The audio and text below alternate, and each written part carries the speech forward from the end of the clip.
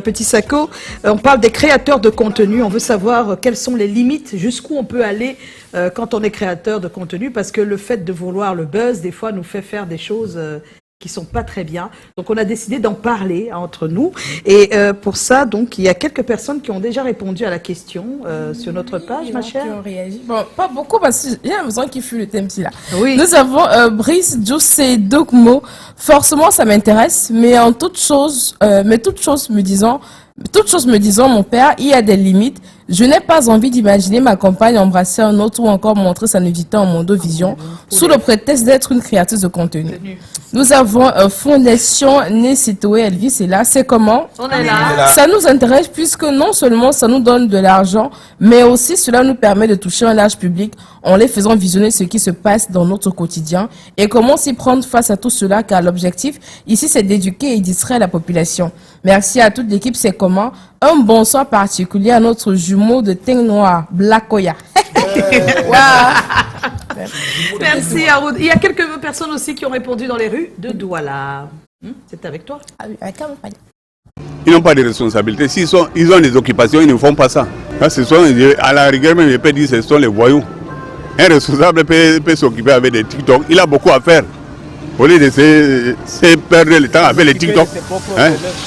Par exemple, moi, même si j'ai le temps libre, je ne peux pas faire les TikTok là. Parce qu'il est manqué à faire, c'est pour cela qu'ils le font. Un homme responsable ne peut pas faire ça. Un vrai responsable n'a pas le temps de voir même le TikTok là. Mais oui. Mais je ne sais pas même si ça existe le TikTok là. Je ne sais pas là où c'est trouvé dans le téléphone même. Moi, je trouve cela, comment dire ça, immoral. Parce que certains vont même à exposer l'intimité. Sur le plan moral, c'est condamnable. Et moi, parce que je suis enseignant de philosophie, ça veut dire que je suis très attaché à la morale. Je trouve ça indécent. For me, it's not normal. Exposing your life to the public is putting yourself into danger. You are in danger, your own self and your generation. For me, exposing yourself to have likes, to have views, just to have means, is not normal. Je dis que c'est pas normal. Parce que généralement tu ne peux pas. Tous ceux qui peuvent déjà penser que il faut utiliser peut-être les réseaux sociaux pour vraiment arnaquer. La plupart des gens sont des arnaqueurs, d'après moi. Parce que je ne pense pas comment je peux être avec vous. Je sais que je peux vous joindre et je me base des réseaux sociaux pour vous arnaquer. Non. Moi, je n'ai pas vraiment de mots à dire là-dessus parce que je trouve que c'est leur choix. Beaucoup font ça pour avoir de l'argent parce que beaucoup mangent à travers ces choses-là. Et du coup, moi, je n'ai pas vraiment de parti. Bref, je n'ai pas de choses à dire concernant. C'est leur choix, c'est leur mode de vie. Du coup, je n'ai vraiment pas de choix à faire là-dessus. Tu ne peux pas choisir ton public par rapport à ça. Non, on ne parle pas de choisir le public. On parle de ce qu'on met dans les contenus. C'est de ça qu'il s'agit. Il y a des choses qui sont prohibées, que même la loi va te frapper. Ils ne savent même pas. Oui, bon, c'est de ça qu'on parle. Les limites, c'est là où la liberté de l'autre est... Ce que je veux dire, c'est qu'en fonction de comment tu fais ton contenu, d'une certaine façon, sans que tu t'en rendes compte ou non, tu choisis ton public. Ce n'est pas ça le problème du débat. Le débat, c'est que les créateurs de contenu vont de plus en plus loin. Mais parce qu'ils veulent le buzz. Ils ne savent même pas que certaines choses qu'ils font... Ce que Dieu doit comprendre, c'est que Joe. Non, je comprends, mais c'est pas parce que les gars se retrouvent sur la plateforme et parce que l'objectif, c'est de gagner de l'argent. Oui, ils font tout. Et n'importe quoi. Ils montrent les selles, ils montrent un animal qui suce le sein. Je te dis n'importe quoi, des choses qui ne sont pas bien pour la... C'est pas un problème de public. La plateforme doit censurer. La plateforme on est d'accord, mais on peut aussi éduquer les créateurs de contenu, non? C'est de ça qu'il s'agit là. Eux-mêmes, ils doivent se mettre des limites au-delà de la plateforme. Imagine, tu as ton épouse, elle est créatrice de contenu. Elle dit qu'elle fait des contenus sur la cuisine. Et c'est elle qui cuisine. Le seul vêtement qu'elle a sur elle, c'est le tablier. Rien d'autre. Par exemple. C'est ce que j'ai vu. Que le tablier. Rien d'autre sur elle. Elle est totalement nue. Si quelque chose se verse, elle est une femme mariée en plus. Donc ça dit que son mari ne peut pas facilement accepter. C'est pas. Elle va dire que non, ça donne des vues. Elle va essayer d'argumenter, mais parce que les gens ne viennent plus écouter comment tu cuisines. Non, on ne veut ça. On guette comme ça là. Le tablier va bouger. Mais je te dis que des fois, elle ne sait pas que c'est grave. C'est ça que ça veut dire que le présupposé de non, ça veut dire que le présupposé du sujet, c'est que les créateurs de contenu ne savent pas toujours ce qu'ils font.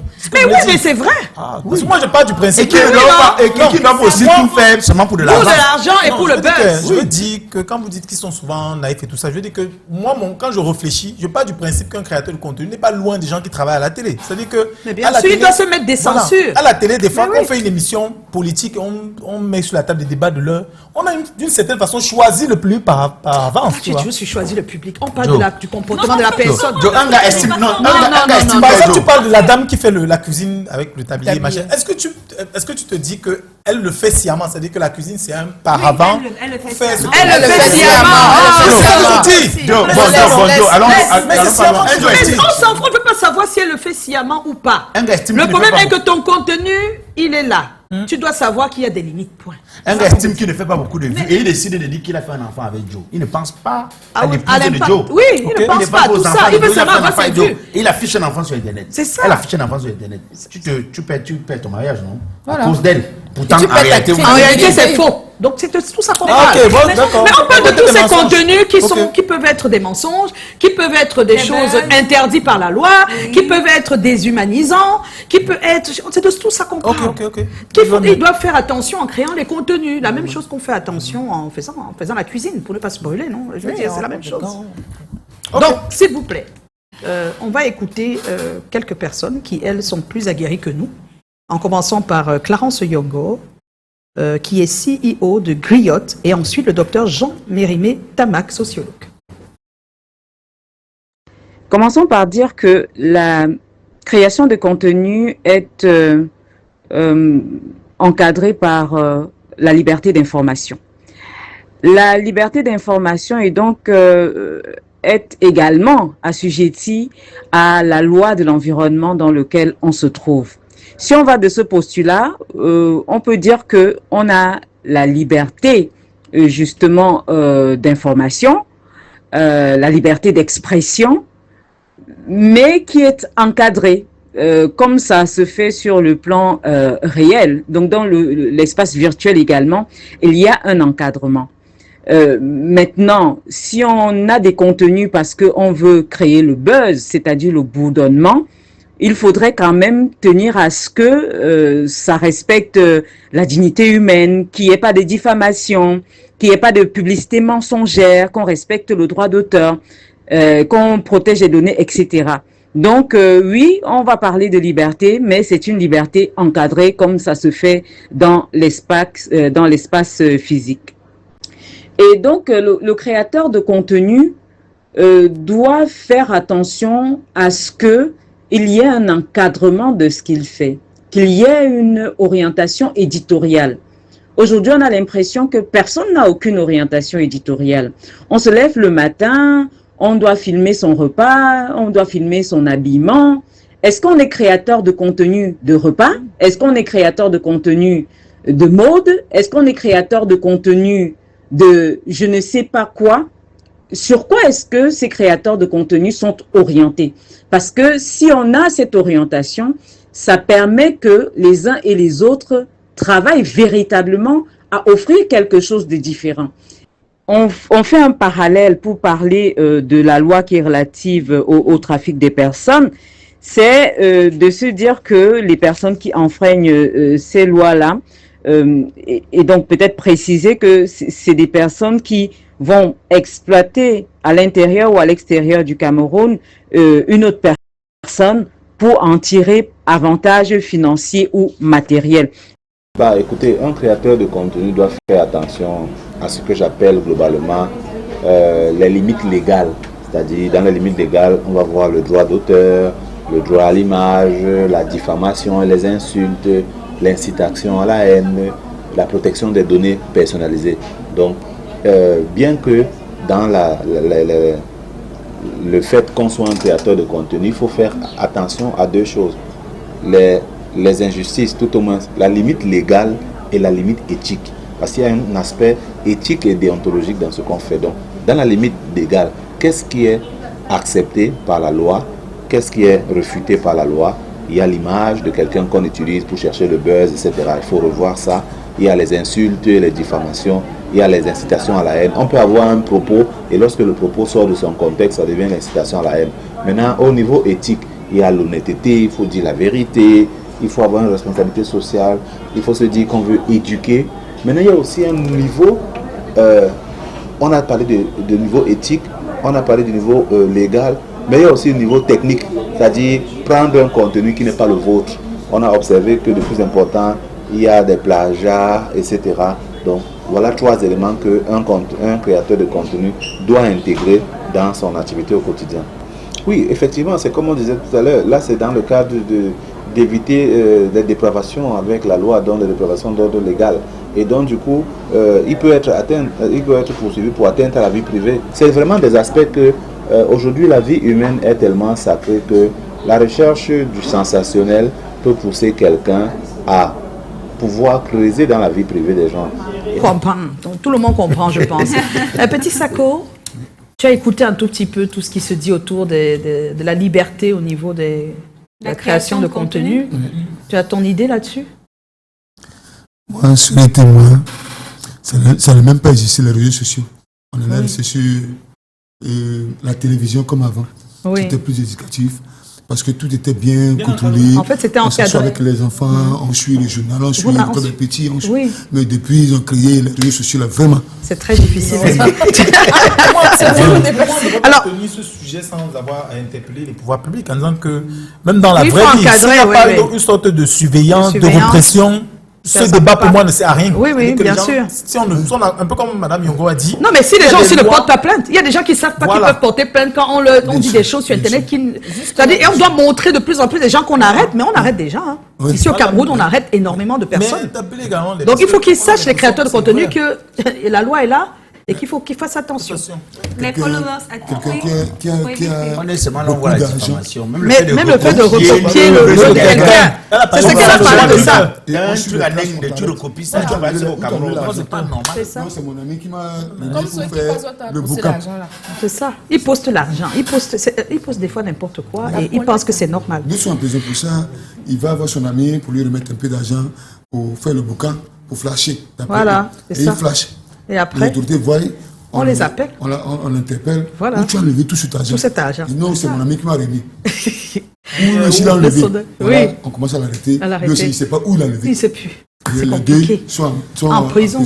Mais c'est ça. Vous avez pris. 95% disent que ça ne les intéresse pas et 5% ça intéresse.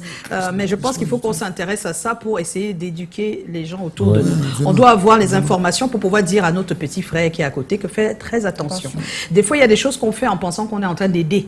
C'est-à-dire que tu prends par exemple la pygmée, tu dis que non, comme elle n'est pas connue, donc je peux aussi créer un buzz avec, je fais ceci, mais tu oublies que tu la chosifies.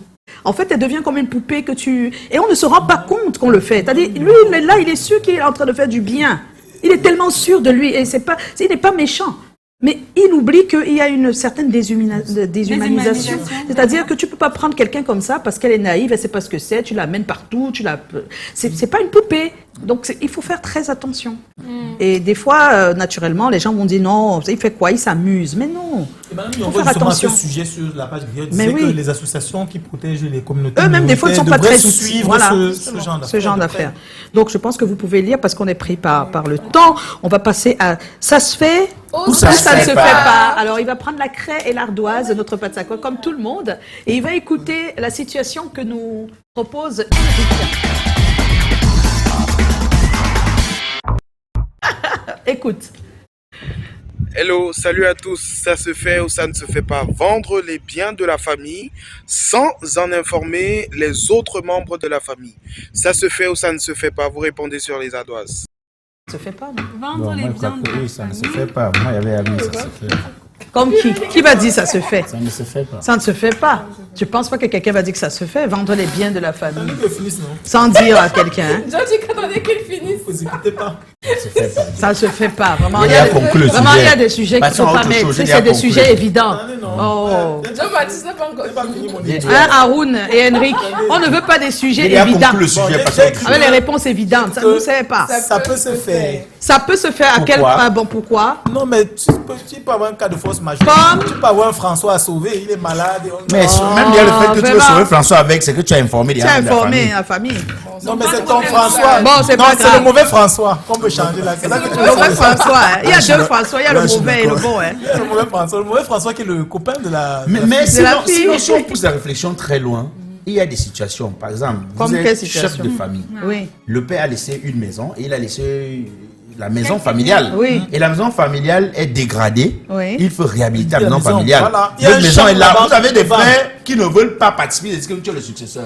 Vraiment, c'est ton truc là-bas. Ah oui, Alors, dans le cas où ils ne s'intéressent pas. voilà. Et tu leur dis qu'il faut qu'on vende la maison, ils refusent. Parce qu'ils estiment que si la maison se dégrade, c'est toi qu'on est. Puis c'est toi le successeur. Ah, ils te bloquent quand tu veux faire des bonnes Tu as des actions. possibilités, tu vends Alors ça. tu as besoin de leur Non, signature pour faire. répète Donc après tu peux moi. faire Ça sans peut se eux faire. parce que c'est vraiment utile. Oui. Alors, répète après D'accord, moi, s'il te d'accord, plaît. Ça pourquoi peut se pas. faire. Ça peut se faire dans ce cas, d'accord. On va tout de suite retrouver les People Post. Avec Aaron avant de se quitter. Ah, c'est fini. Oh là là. Ça manger tout le temps. Oh, mais c'est bien. Mais je t'ai dit.